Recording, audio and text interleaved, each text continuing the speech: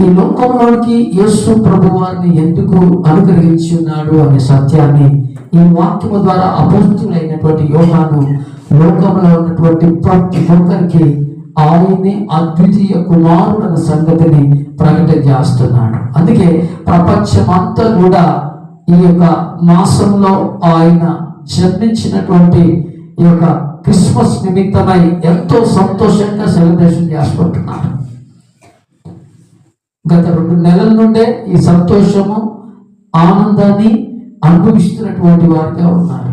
Christmas అనగానే ఈరోజు చాలా మంది ఏ రీతిగా ఉంటున్నారో తెలుసా? షాపింగ్ చేసుకుంటూ, కొత్త బట్టలు కొనుక్కుంటూ, ఇంటిని డెకరేషన్ చేసుకుంటూ, అర్థమవుతుందా? వారి మందిరాలను అందంగా అలంకరించుకుంటూ అన్ని రకాలుగా ఆహ్లాదకరమైన సంతోష మాసములో ప్రపంచమంతా కూడా ఉంటున్నది. దాని కారణం ఏంటిదో తెలుసా? ఈ లోకంలోనికి తన అద్వితీయ కుమారుణ్ణి అనుగ్రహించినటువంటి యేసయ్య నిత్య జీవించే దేవుడుగా ఉన్నాడు కాబట్టి. హల్లెలూయా. ఈ యొక్క సత్యాన్ని కనుక గ్రహించిన ప్రతి ఒక్కరు, ఎవరైనా లోకంలో మనుషులుగా పిలువబడుతున్న ప్రతి మనుషునికి సంబంధించినటువంటి వచనం ఇది కేవలము యేసు ప్రభుని అంగీకరించిన వారికి మాత్రమే సంబంధించినటువంటి మాట కాదు. లోకంలో ఎంతమంది మనుషులుగా పిలువబడుతున్నారో వారు నిశ్చయంగా నిత్య జీవంలోనికి చేరాలంటే తన అద్వితీయ కుమారుని ద్వారా మాత్రమే ఆ నిత్య జీవంలో ప్రవేశించడం అనేది జరుగుతున్న సత్యము.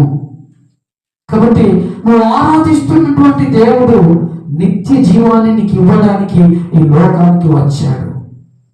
ఈరోజు యేసు ప్రభువు నువ్వు ఎందుకు నమ్మావు అంటే, నేను ఆరోగ్యం కొరకు నమ్మాను, నా ఆశను తీరడం కొరకు నమ్మాను, నా అవసరత తీర్చుకోవడం కోసం నేను నమ్మాను, నా అప్పుల సమస్య కొరకు నేను నమ్మాను, నాకున్న నింద తొలగిపోతుందేమో అని నమ్మాను, నాకున్న ఈ కొరత సమృద్ధి లేని స్థితిని బట్టి నేను దేవుని నమ్మాను అని చాలా మంది యేసు ప్రభుని వెంబడించుటలో, యేసు ప్రభుని అంగీకరించుటలో, యేసు ప్రభుని వారి హృదయంలోనికి చేర్చుకున్నట్టులో కారణాలు చెప్తారు. కానీ అపోస్తుడైన యోహాను చెప్తున్నటువంటి మాట ఏంటిదో తెలుసా?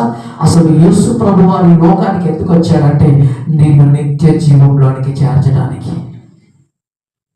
హల్లెలూయా. ఈ లోకంలో నీకు ఎన్ని ఇచ్చినా, నీ కోరికలు ఎన్ని తీర్చినా, నీకు చివరిగా ఈ లోకంలో నీకు ఇచ్చిన ఆశీర్వాదం అంతట్లో కూడా నువ్వు అనుభవిస్తున్నటువంటివన్నీ కూడా అనుభవించిన ఒక రోజు మరణించవలసినటువంటి